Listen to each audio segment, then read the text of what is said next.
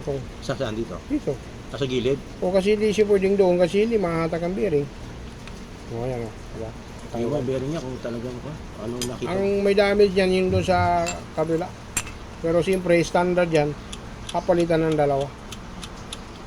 Para hindi na tayo magkakaroon ng back job.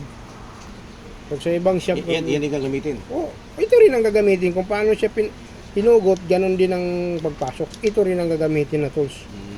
Wala tayong Ay, pukpok na. ito sinasabi malapad. Oh, ito malapad to. Ang tawag dito needle bearing.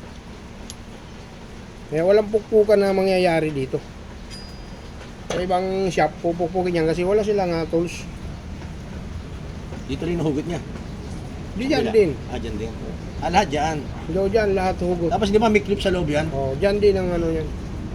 Tutukutin mo yung clip niya. Oo. Circlip remover.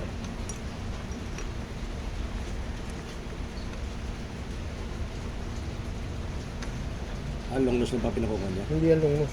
Ano ba long nose niya? Ano to? Circlip remover ang tawag dito. Ayan o.